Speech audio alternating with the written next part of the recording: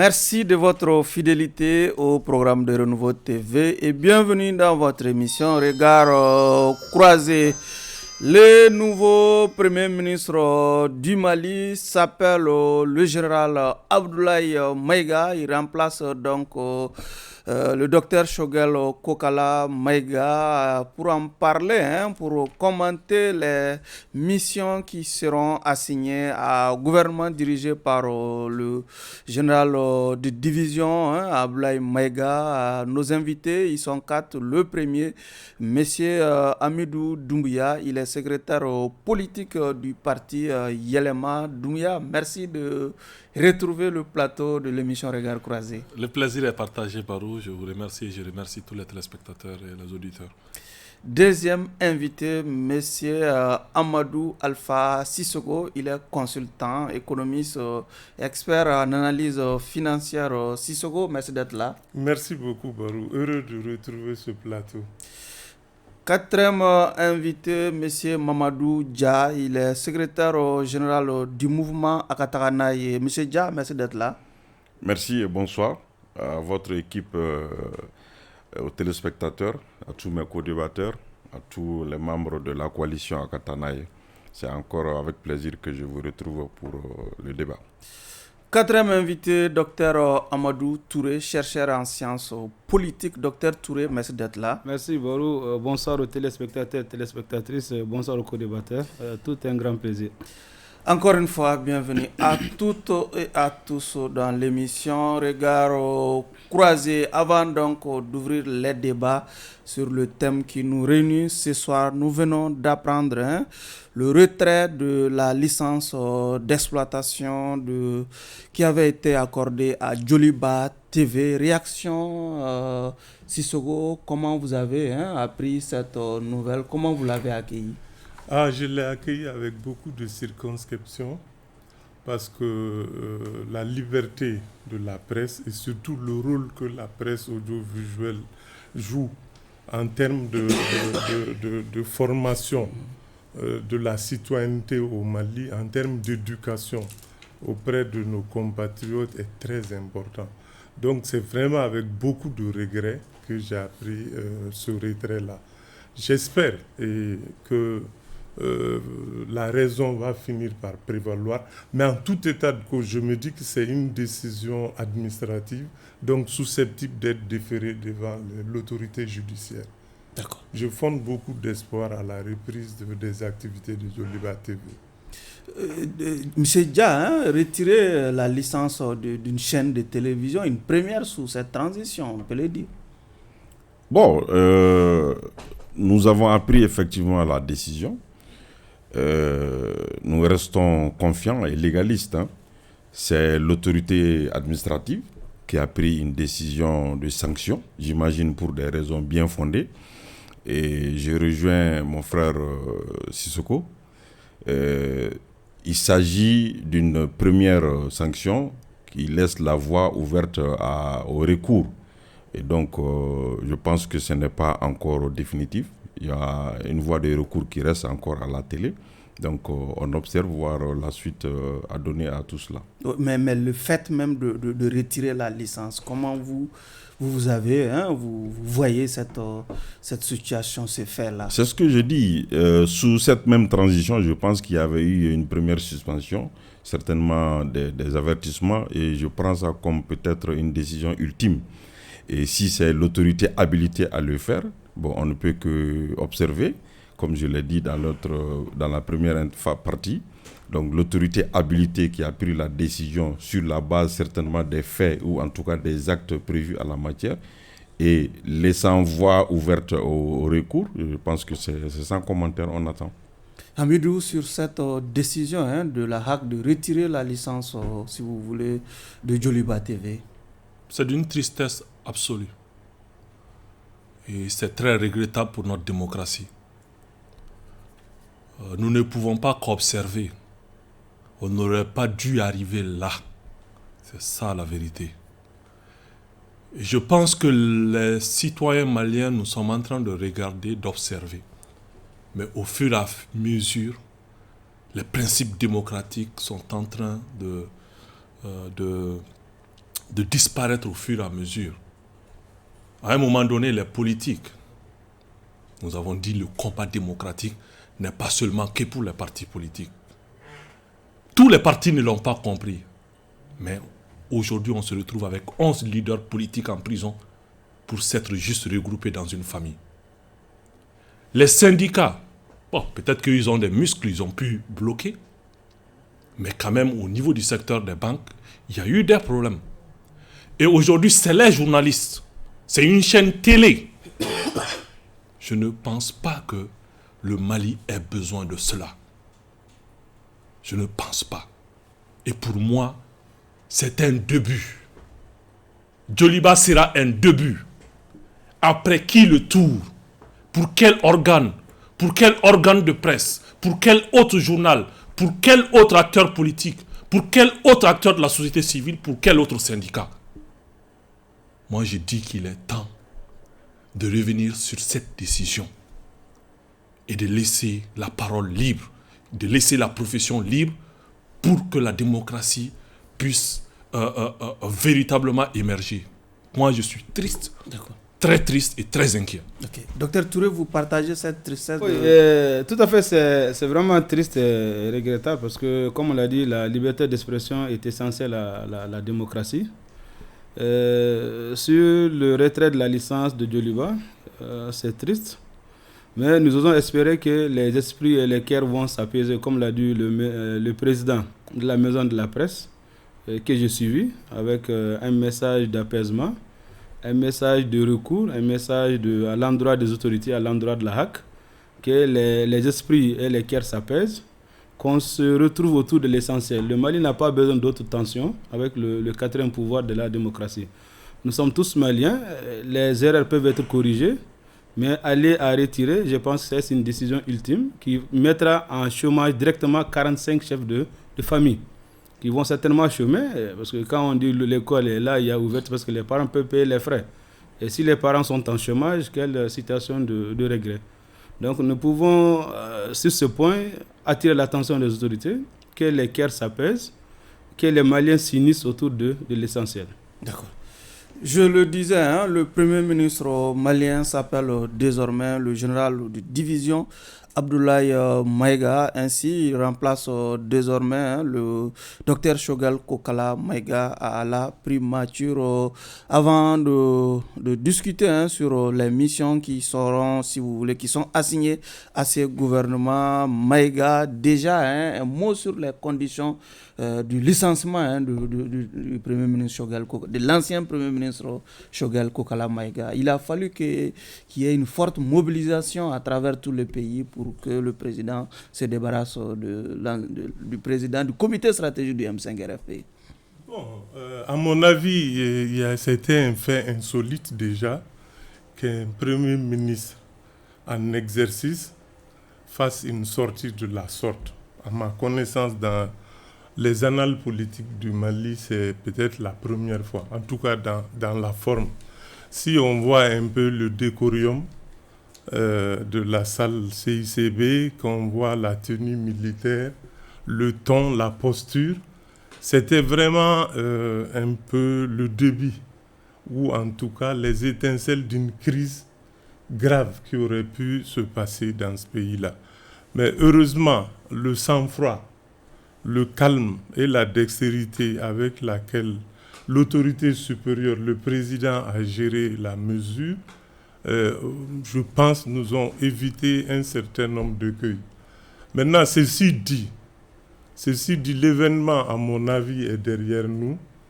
Les mots et les expressions qui ont été utilisées lors de la passation des charges entre le sortant et l'entrant ont clairement montré... On va parler, on va commenter. D'accord. En tout cas, ont clairement montré que la raison prévaut et que seul le Mali, à la fin, compte. Docteur Touré, sur la manière, la façon dont le Premier ministre a été, en tout cas, poussé à la sortie, si vous voulez. Si c'est cette sortie du Premier ministre de Choguel, il est bon de rappeler les circonstances. Donc, à la suite de son meeting au CICB, cela prouve que la rupture était une rupture consommée. le divorce était là entre les deux institutions. Donc, étant en situation de divorce, que le président Assimi, le général d'armée, a confirmé le mercredi soir avec sa démission, donc prouve à suffisance qu'il y avait une rupture de confiance dont les observateurs parlaient dans les couloirs. Ouais. Donc, ce n'est plus un secret de polichinelle. À un moment donné, il fallait s'arrêter et donner un nouveau coup de pédalage à l'action gouvernementale. Donc, c'est ce qui s'est passé. Donc, il y a eu la rupture. La rupture a été actée et consommée entre l'institution qui est la présidence et l'institution qui est la primature. Donc, au détriment des citoyens. Maintenant, quand on va rentrer dans les débats de fond, ce qu'on pourrait reprocher au docteur Choguel Kokelemega, c'est-à-dire que là où il y a eu des observations sur sa sortie au CICB, c'est-à-dire que c'est des problèmes internes qui étaient établis sur la scène publique. Donc, une fois que ces faits ont été établis, ces faits ont confirmé les risques et les dits des Maliens. C'est-à-dire que ce n'est plus un secret pour personne qu'entre l'institution présidentielle et l'institution de la primature, il y avait une rupture de confiance. C'était quand même un meeting de clarification. Oui, de clarification. Lui, on ne pouvait pas s'attendre moins. Oui, c'est ça. Lui, il a dit ce qu'il avait dit. Et maintenant, les débats pourront tourner sur 3 questions fondamentales. Notamment, est-ce que ce qu'il a prononcé, c'est vrai ou pas? Est-ce que le fond, les observations, les critiques vis-à-vis de l'action gouvernementale, mais en lieu et place, il a été remercié. Donc, c'est pour dire que la rupture était déjà là, qu'on se met qu'il fallait acter pour donner un nouveau élan à l'action gouvernementale. Amidou, sur les conditions de licenciement de Choguel Maïga. Cela nous réconforte. On aurait voulu ne même pas avoir raison. Mais cela montre que tout ce dont on parlait les semaines, les années, le parti élément, oui. Tout ce dont on a parlé, le temps nous donne raison sur ces questions-là. Nous avions dit que le gouvernement était inefficace. Nous avons dit que la question sécuritaire, il y a encore des enjeux à relever. Nous avons dit que nous avons l'impression qu'il n'y a pas de cohésion au sein du gouvernement.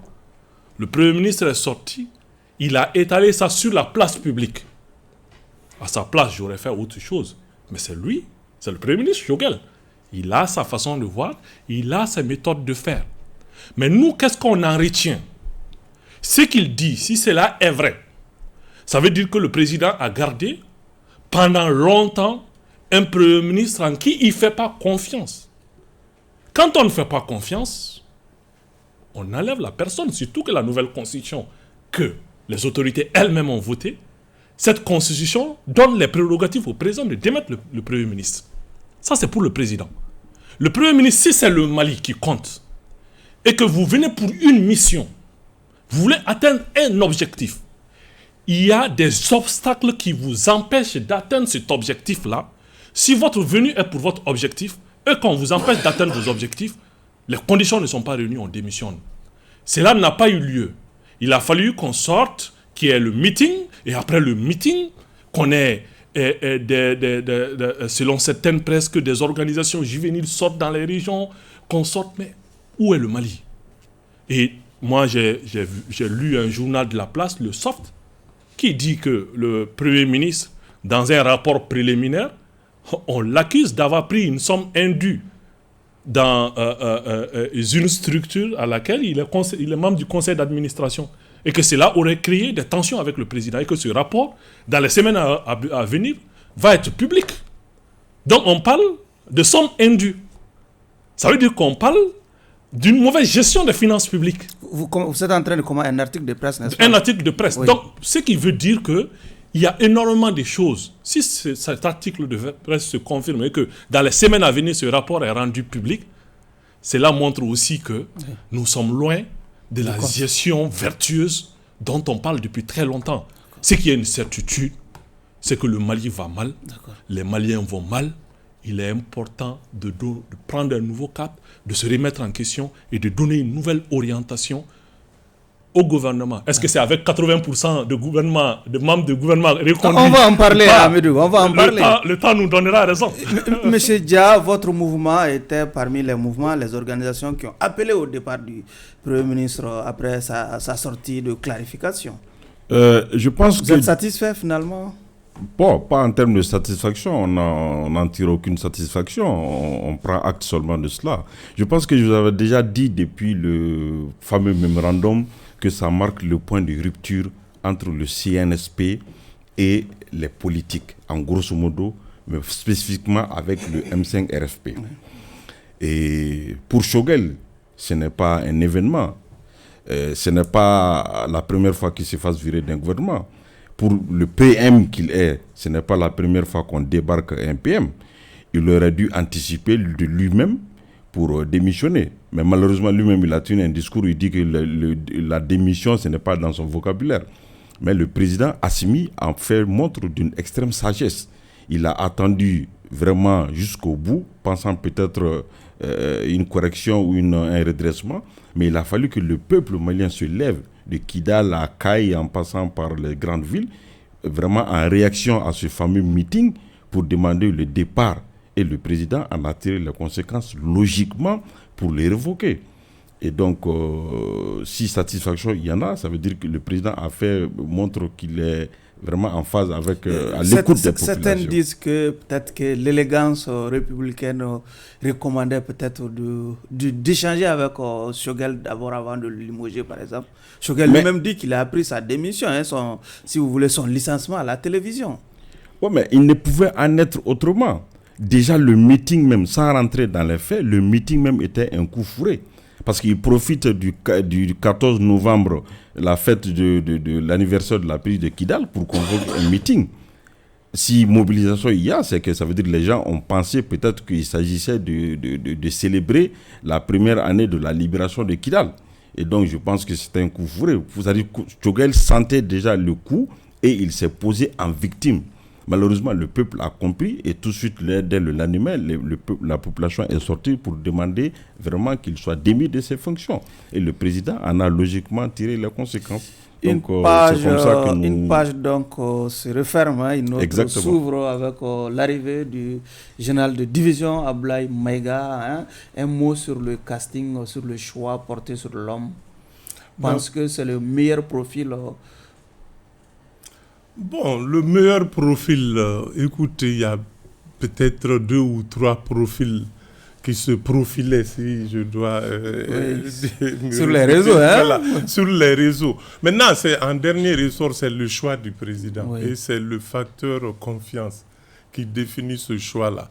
Mais c'est un bon choix dans le sens où la stabilité, c'est-à-dire le renouveau dans la stabilité, il était dans tous les gouvernements de la transition dès le début. Il avait un secteur important dans le gouvernement. Il a été ministre d'État numéro 2 du gouvernement pendant longtemps. Donc, si vous voulez, pour éviter le maximum d'amateurisme, c'est un choix qui peut se défendre, à mon avis. D'accord. Le choix peut se défendre? Oui, sur le choix du général de division, Abdoulaye Maïga, ce n'est que la continuité. Il était PM même avant d'être confirmé. Choguel l'avait dit. Hein? Oui, il était PM parce que comme les reproches de Choguel étaient que Abdoulaye était plus PM que lui. Empiétait sur ses pouvoirs. Donc la confirmation d'Abdoulaye ne confirme que ce qui était prédit dans les couloirs. Cela veut dire quoi? Abdoulaye était Premier ministre avant d'être Premier. Donc c'est la continuité que le président Assimi a prévalu. Donc la continuité de l'action gouvernementale dans ce sens l'obligerait à garder Abdoulaye Maïga. Donc pour plusieurs raisons. Parce que si on constatait les réunions, les sorties, les rencontres, Abdoulaye Maïga était le représentant naturel de Assimi, tant national qu'international. Donc la plupart des dossiers, les plus grandes décisions, Abdoulaye Maïga a participé en cela. Donc c'est pour dire que le président Assimi a préféré la continuité de l'action gouvernementale en gardant Abdoulaye Maïga, qui n'est plus intérimaire, mais il est confirmé le deuxième Premier ministre de la République du Mali. Amidou, sur le choix de Abdoulaye Maïga. Le choix appartient au président. Oui. Mais c'est qu'il y a une certitude au Mali, le problème du Mali d'Ibeka jusqu'à aujourd'hui, ce n'est pas un problème de Premier ministre. C'est le président qui fixe le cap, qui donne les orientations, et on ne peut pas accabler un Premier ministre seul. Je dis seul parce que le Premier ministre qui est sorti ne peut pas dire qu'il n'est pas comptable de tout le bilan. Dès lors qu'il n'a pas démissionné, il ne peut pas prendre un bilan positif et rester un bilan négatif. Il est comptable de tout le bilan au même titre que le président. Et le bilan, moi, à mon goût, dans ma façon de voir les choses, est un bilan négatif. Sur tous les plans, sur le plan économique, sur le plan social, sur le plan de l'éducation, sur le plan de l'énergie, c'est un échec. Et reconduire un chef de gouvernement, ce n'est pas mon problème. Mais alors, quand on reconduit plus de 80% de l'attelage du gouvernement passé, ça veut dire que le président est satisfait de la majorité des membres de l'ancien gouvernement. Alors que le constat était réel que l'actuel gouvernement, il y avait des difficultés. Il y a un membre du CNT même qui est sorti pour le dire. Et dire que même le fait qu'on reporte à la veille la rentrée scolaire, il accusait le ministre. Il accusait le ministre de l'énergie. Il accusait la gouvernance du pays et dédouanait le Premier ministre. Parce qu'à chaque fois il dit à chaque fois qu'il veut interpeller. Il veut interpeller un membre du gouvernement et ce membre du gouvernement va voir le président. Et finalement, ça ne se fait pas. Ça veut dire que eux tous, ils indexent le président. L'ancien ministre de l'énergie, lors d'une de ses prises de parole, a clairement affirmé que ce n'est pas lui et que c'est géré au niveau du président. Le Premier ministre, dans Malikoura Tassira, à chaque fois qu'on lui posait la question, il dit non, je ne suis pas au courant de ça, je ne suis pas au courant de ça, je ne suis pas au courant de ça. Il indexait le président. Sauf que tous ces acteurs-là ne peuvent pas aussi dire que je ne suis pas comptable. Mais pour moi, le Premier ministre, changer le Premier ministre n'est pas un enjeu pour moi. Okay. Le plus grand enjeu, c'est que il y a un président qui donne le cap. Quand ça marche, ça veut dire que c'est lui qui a fait des mauvais choix. On a changé 2 anciens donc ministres. Vous pensez qu'Abdoulaye Maïga, c'est un autre Premier ministre, quoi? C'est un autre Premier ministre. L'enjeu, c'est le président. Si ça marche, c'est le président. Si ça ne marche pas, c'est le président. Abdoulaye va être comptable, mais c'est le président d'abord. Et lui, surtout lui. D'accord. Monsieur Dia, sur le choix porté sur le général Maïga. D'abord, nous disons félicitations au général Maïga pour sa nomination et félicitations au nouveau gouvernement, c'est-à-dire que le gouvernement de renouveau. On a vu M. Maïga, le général Maïga déjà ministre d'État, et on l'a vu Premier ministre par intérim, et aussi c'est quand même l'architecte du nouvel État du Malikoura, c'est-à-dire de par son poste de ministre de l'administration territoriale. Donc vraiment, je pense que l'architecture gouvernementale a confirmé cela parce qu'il réunit entre ses mains l'administration territoriale. Un bon casting. L'administration territoriale plus les pouvoirs du Premier ministre. Je pense que ça va permettre vraiment de mettre en place le nouvel État du Mali de la refondation. D'accord. Et donc, il ne pouvait en être autrement. Au lieu d'aller chercher, on l'a vu déjà, monsieur le général Maïga, comme je l'ai dit, Premier ministre par intérim, ministre d'État. Et donc, vraiment, c'est la personne bien indiquée pour continuer vraiment la mission assignée à la transition pour la refondation du Mali. D'accord. Monsieur Sissoko, avec ce nouveau gouvernement, on a l'impression qu'on a assisté à une sorte de purge des politiques qui siégeaient dans le gouvernement Choguel. Oui, parce que je ne veux pas passer cela sous silence, parce que si vous voulez, du début de la transition jusqu'à ce nouveau gouvernement, ce sont des gouvernements M5 qui se sont succédés. Ce sont véritablement, que ce soit le gouvernement Mokhtar Wane, que ce soit le gouvernement Choguel. Maintenant, comment? Parce que l'autorité morale du M5, c'est celui-là même qui avait désigné le chef à l'insu du comité stratégique du M5. Oui, bon, pour être clair avec l'histoire, M. Sissoko. Ils l'ont dit, ils se sont désolidarisés maintes fois. Oui, mais c'est le M5. Et à l'époque, c'est l'autorité morale qui détenait la légitimité du M5. C'est plus tard qu'il s'est déclassé et c'est bon, peut-être les historiens feront leur part de travail. Il s'est un peu éloigné. Je crois que cette désignation a été la pomme de discorde entre l'autorité morale et le comité stratégique. Et le comité stratégique. Maintenant, après, le second gouvernement M5 est venu et aujourd'hui, il insiste. Le CNPS, comment vous l'appelez, le CNSP s'assume totalement. C'est aujourd'hui qu'on peut dire qu'il y a un gouvernement singulièrement CNSP. Donc, moi, ça, c'est ma lecture. Officiellement, les CNSP n'existent plus. Oui, bien entendu, mais on garde les terminologies pour qu'on puisse se comprendre, parce que c'est des langages conventionnels pour qu'on puisse. Les CNSP, c'était les 5 colonels, nous sommes maintenant. Attention. Mais ils sont toujours là, le noyau est toujours là. Donc, c'est pour vous dire que c'est un gouvernement quand même... vraiment d'assumation du pouvoir et aussi qui se met à équidistance des partis politiques. Moi, je pense que c'est l'angle tout droit pour aller vers les élections. Donc, c'est aujourd'hui que le débat politique peut s'ouvrir sereinement parce que le pouvoir, on peut le dire, à équidistance des principales formations et courants politiques. Ok.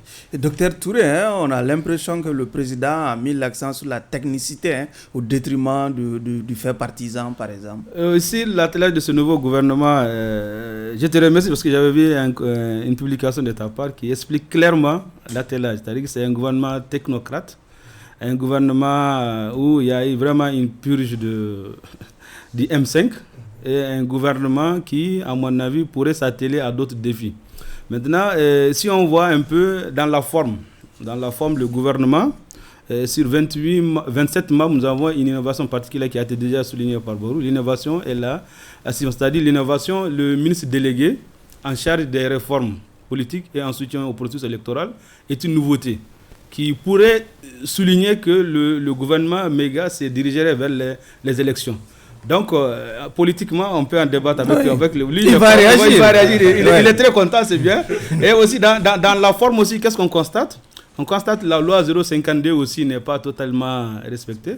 On dit les 30%. Il y a 5 c'est à peu près 5 femmes. Et sur l'attelage politique national, cela confirme qu'il y a l'emprise au niveau du CNT, au niveau de la primature, au niveau de la présidence.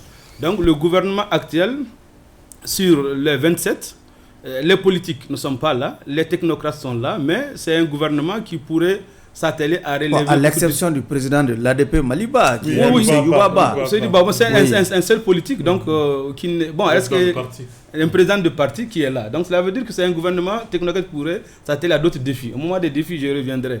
Donc sur l'attelage gouvernemental, nous pouvons dire que Moussa Seck qui serait militant du PDS, de notre cercle qui est de l'agent de Tombouctou, cercle de Gundam. Donc c'est bien dit.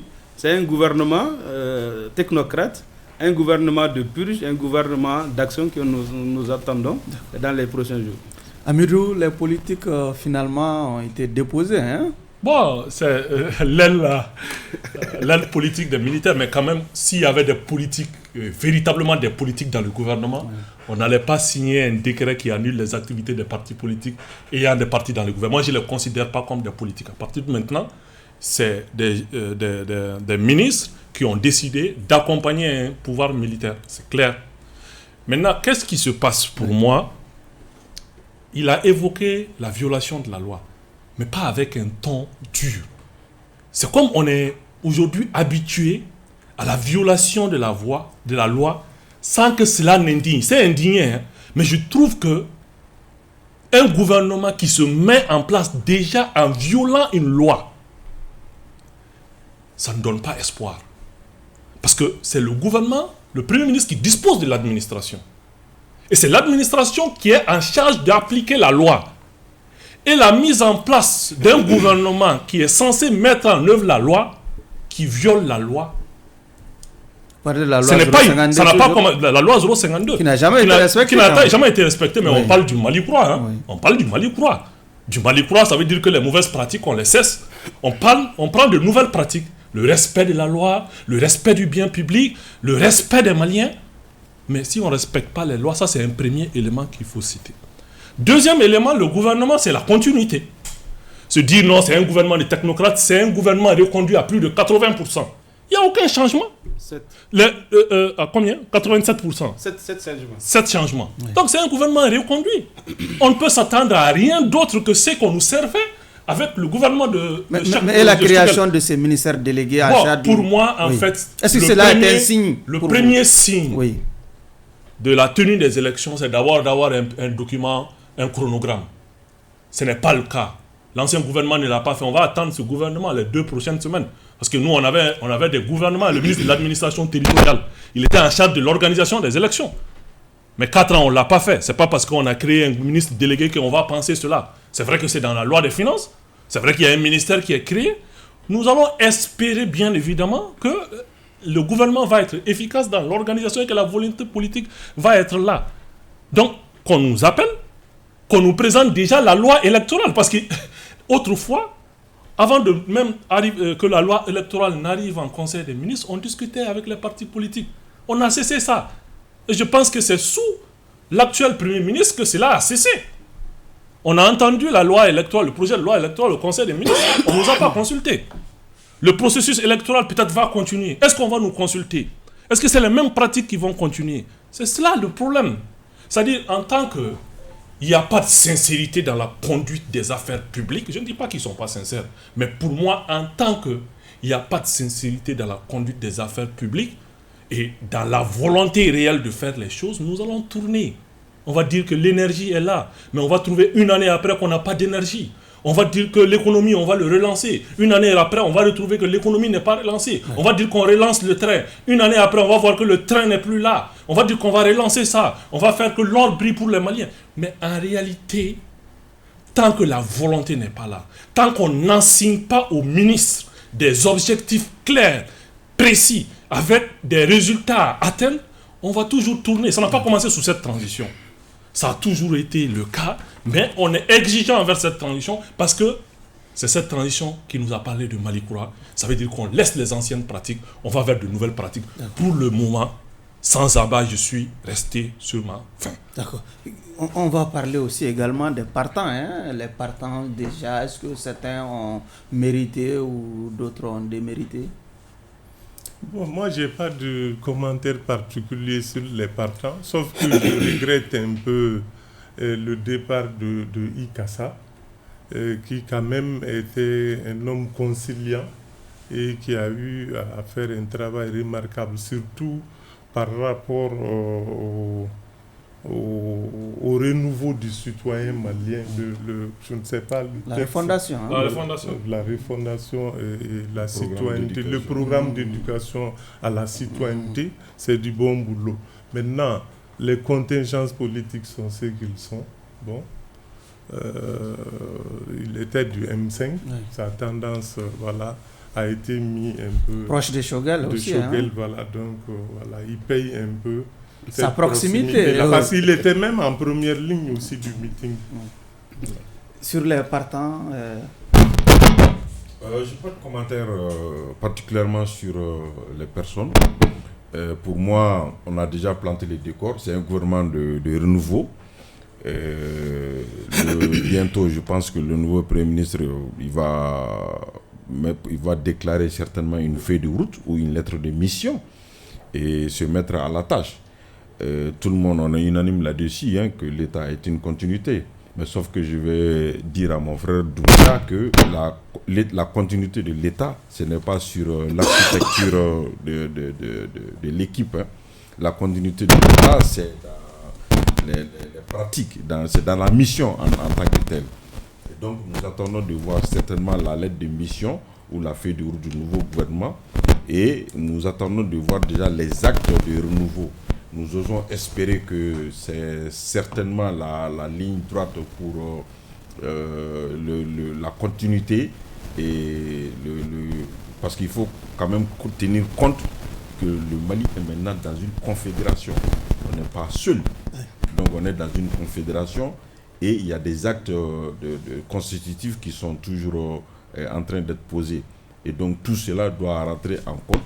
La diplomatie, la sécurité et comment on appelle bien d'autres chantiers par rapport à la confédération doivent être tenus compte dans le nouveau chantier de la transition.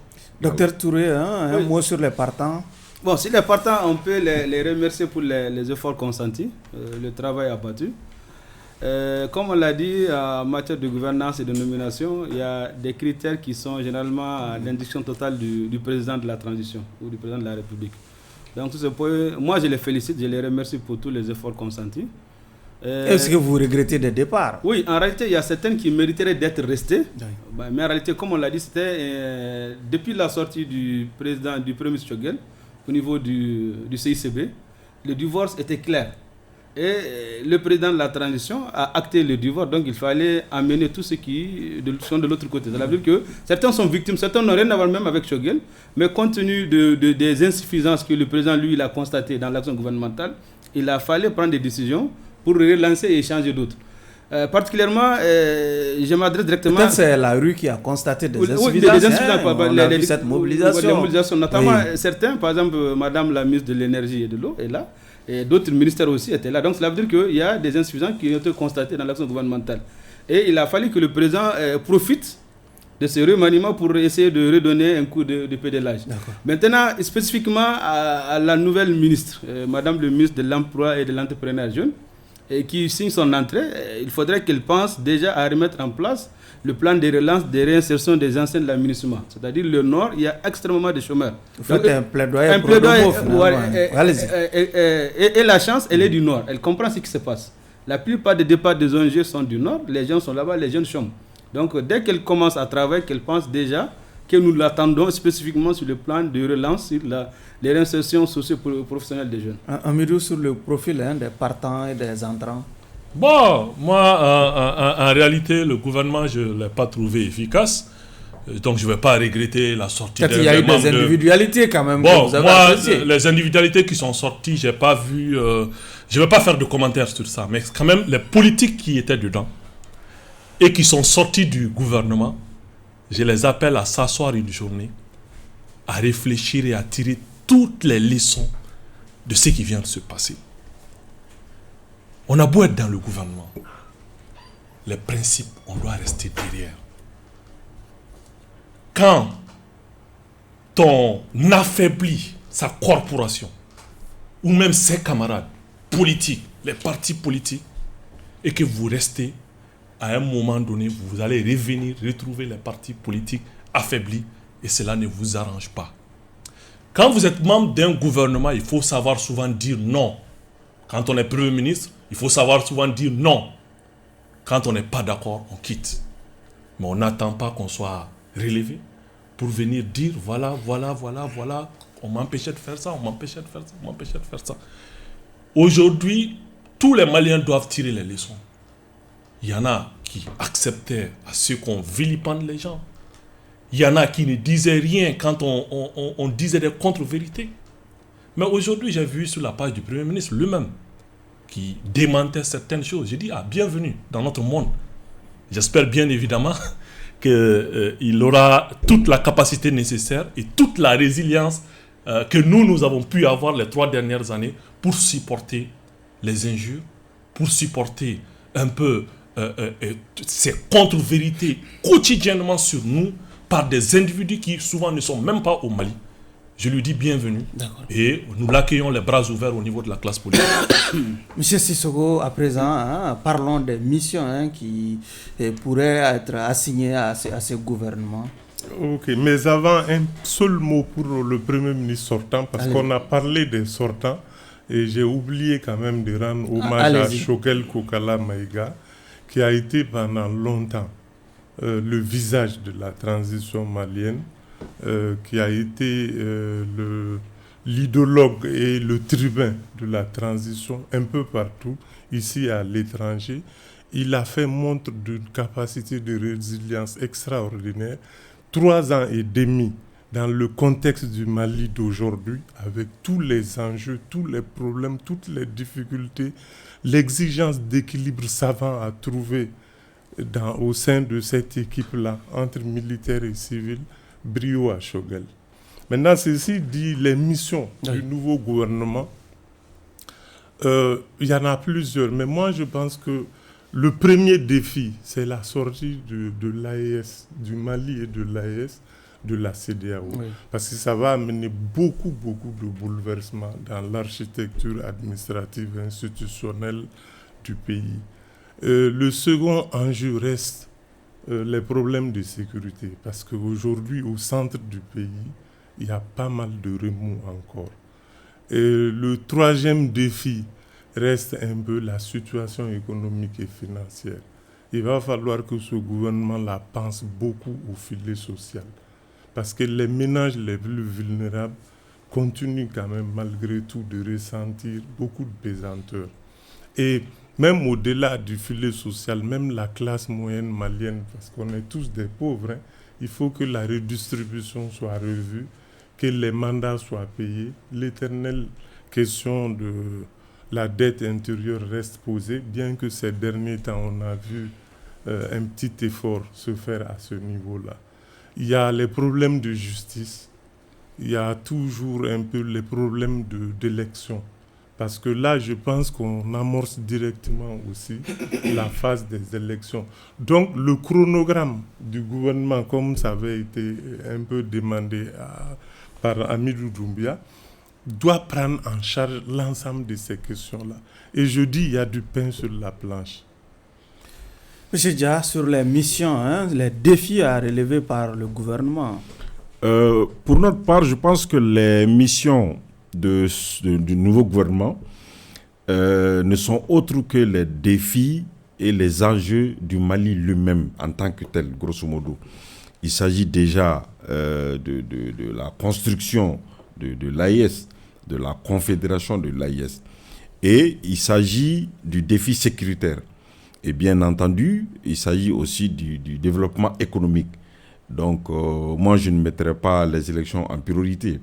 Parce que, quoi qu'on en dise, tant qu'on ne maîtrise pas la sécurité et le contexte de l'AIS, je pense que les élections, pour le moment, peuvent attendre. Non, le gouvernement a finalement mal fait le président a mal fait de dédier un ministère délégué pas que ça, au soutien au processus électoral. Les élections se préparent. Oui. Les élections se préparent. Et bien entendu, ce ministère-là va s'atteler à la préparation. Tantôt, on parlait de la loi électorale et tout ce qu'il y a comme acte matériel. C'est pour cela que j'avais dit que l'architecte du nouvel État, c'est le ministre de l'administration territoriale, ayant maintenant évolué avec le nouveau pouvoir du Premier ministre, va certainement renforcer la préparation du pays aux élections. Mais avant, il faudrait que le Mali puisse vraiment maîtriser les enjeux qui lui sont confrontés et marquer vraiment la construction de l'AIS. Pour moi, c'est une priorité. Parce que dès qu'on va finalement acter formellement la sortie de la CEDEAO en janvier, qu'est-ce qui va rester? C'est de renforcer l'AIS. Et donc, ça, c'est le premier défi. Du point de vue de l'AIS, maintenant, à l'interne, c'est le défi sécuritaire. Tout le monde parle d'élections. Mais aujourd'hui, allons-y, comme il l'a dit, au centre, parler d'élections. Qui va aller se présenter? J'imagine mal un chef de parti ou bien le chef Hamidou aller à Bandiagara parler de voter pour moi là-bas. Et donc, pour moi, c'est vraiment un défi à relever. La question de la sécurité est à maîtriser. Et les enjeux économiques au sortir de la CEDEAO, il y a tellement d'enjeux qui se profilent à l'horizon, la question des passeports, tout ce qu'il y a comme intégration économique par rapport à l'AIS, donc doivent être vraiment sur la table de ce gouvernement afin de préparer le Mali enfin vers les élections. Parce que quand même, quoi qu'on dise, élections, on va certainement aller vers des élections crédibles, fiables, transparentes et sans contestation. Et donc cela, ça se prépare. Hamidou, sur les défis qui doivent être assignés à ce gouvernement. En fait, le défi majeur, c'est de nous sortir de cette transition. Le défi majeur, c'est de nous sortir de cette transition. Cela fait 4 ans, Barou, que nous sommes dans une transition qui est censée être courte. Les uns et les autres parlent comme si la transition vient de commencer. Bon Dieu! C'était à la transition de préparer les conditions pour qu'on termine la transition avant 4 ans. Les réformes politiques et institutionnelles, elles auraient dû se faire 4 ans avant. Ce n'est pas maintenant à la mise en place d'un gouvernement qu'on va parler de ça. La question de sécurité, c'était au gouvernement d'assurer la sécurité pour nous permettre de sortir de la transition. Si aujourd'hui des soutiens de la transition nous disent non, au centre c'est difficile, on ne peut pas aller faire campagne là-bas, mais cela montre qu'eux-mêmes ils reconnaissent l'échec de la transition à stabiliser le pays, à amener la sécurité, parce que c'est la deuxième personne, le Premier ministre lui-même a dit qu'il y a une recrudescence de l'insécurité. Nous qui sommes les citoyens, nous allons nous poser quelques questions. Le job de la transition, c'était de faire des réformes et de préparer des conditions pour qu'on sorte de la transition. Si à la date d'aujourd'hui, économiquement, ça ne va pas, si à la date d'aujourd'hui, sur le plan de la gestion des finances publiques, ça ne va pas, si à la date d'aujourd'hui, la sécurité n'est pas revenue sur une grande partie du territoire, si aujourd'hui les réformes politiques, la charte des partis politiques, la loi électorale, les lois qui doivent un peu organiser la nouvelle constitution, mais la constitution a été votée depuis combien de temps? Cela fait longtemps. Donc en réalité, ce gouvernement qui est mis ici, moi je n'entends rien d'eux par rapport au quotidien du Malien, parce que c'est un gouvernement qui a déjà échoué à faire cela les 3 dernières années. Ce qu'on entend d'eux, c'est qu'on veut que cette peine s'arrête, que les Maliens puissent revivre en paix, que nos entreprises puissent revenir, que nos entreprises puissent avoir leur argent, que ceux qui sont à Dakar, ceux qui sont à Abidjan, ceux qui sont en France, que tous ceux-ci puissent revenir et qu'on termine cette transition maintenant.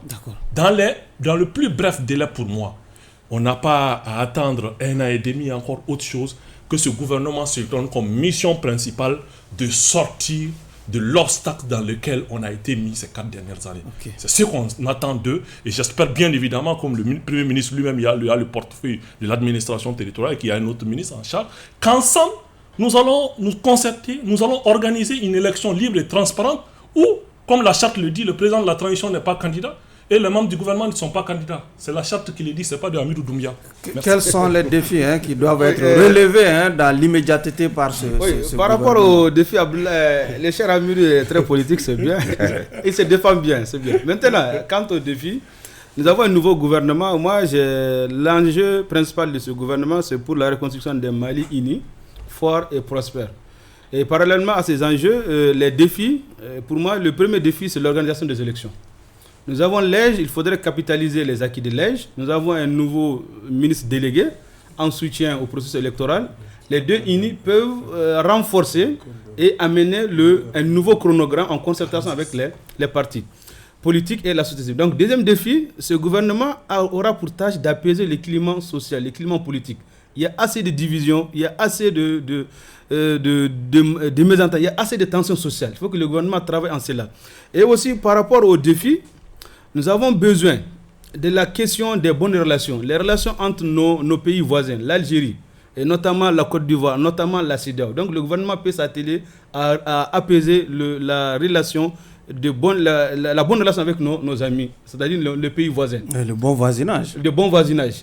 Maintenant, le gouvernement aura comme défi, je l'ai su et je l'ai salué par rapport aux documents de voyage au sein de l'AES. Donc, qui attendraient la validation des chefs d'État de l'AES. C'est bien. Donc, il faut qu'ils accélèrent aussi sur ce point.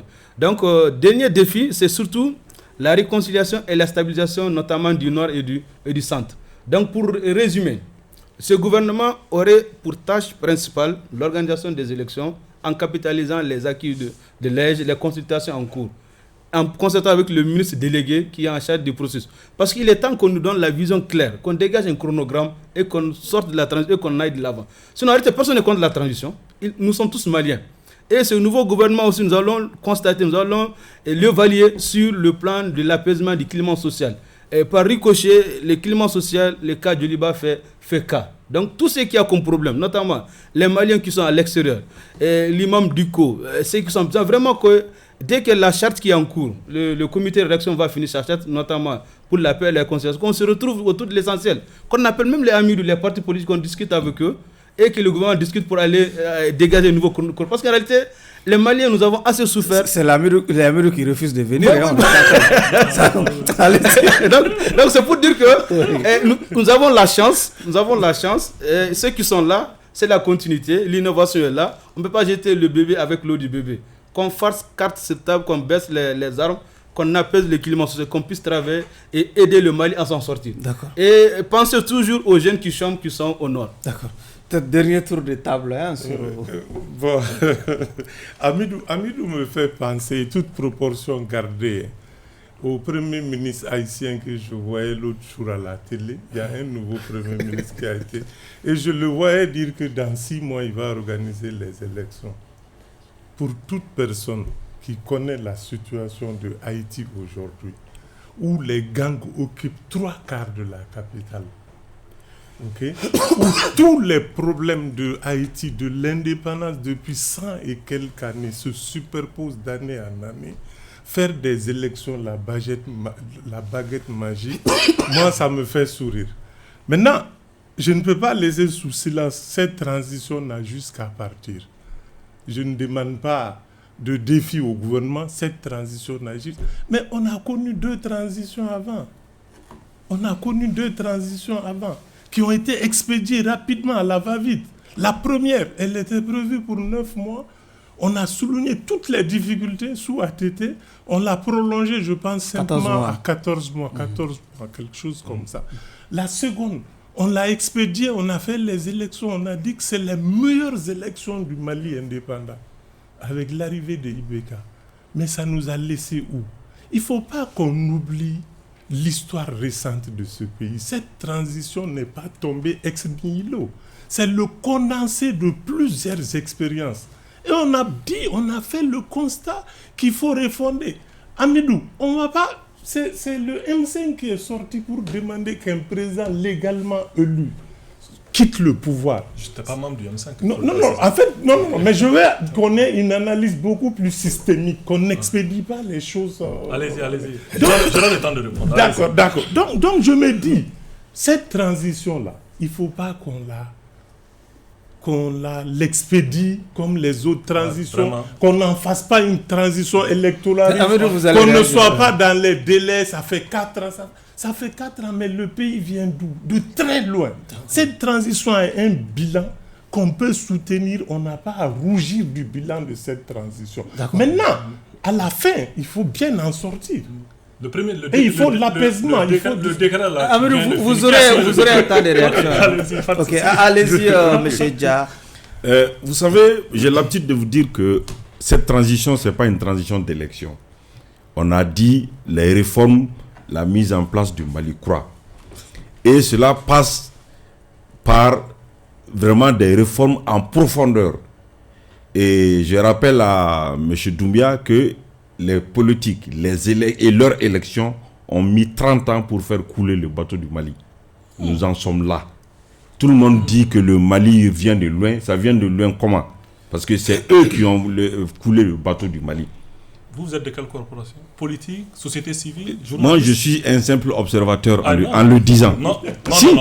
Nous, on était là en 91. Mais précisez ça. Ne mais c'est moi qui ai la parole, c'est lui qui a la parole. Mais il faut préciser. Nous, on était là en 91. Aujourd'hui, il y a eu tellement de grèves et de manifestations en 91. Vous aurez un temps de réaction. En 91, il y a eu tellement de manifestations, de grèves, de casse avec l'arrivée du mouvement démocratique.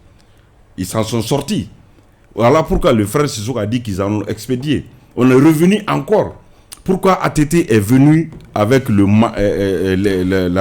la casquette d'indépendant et il a damé le pion aux politiques? C'est parce que les politiques avaient déjà échoué. Et ATT a eu une peur bleue de la politique en général. C'est pour cela qu'il est venu à un indépendant et il a fait son mandat.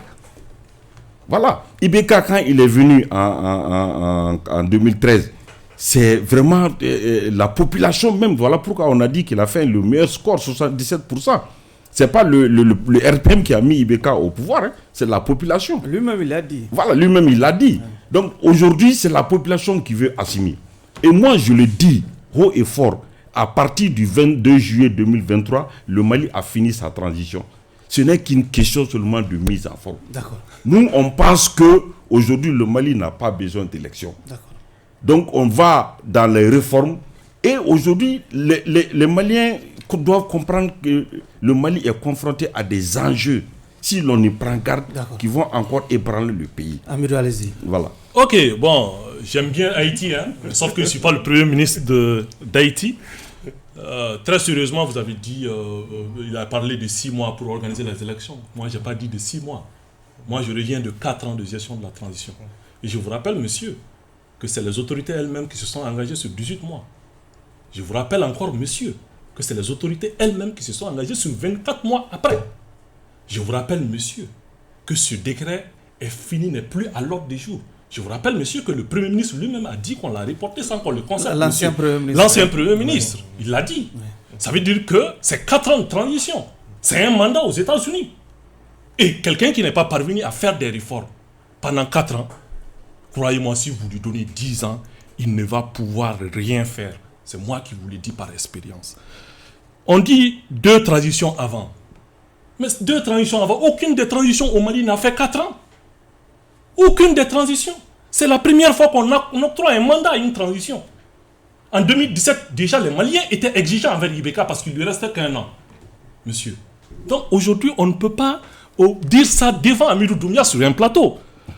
Les acteurs hybrides qui souvent sont politiques, qui souvent sont sociétés civiles, qui ont du mal même à se définir, s'attaquent régulièrement aux partis politiques, en oubliant que la gestion du Mali, c'est une gestion partagée.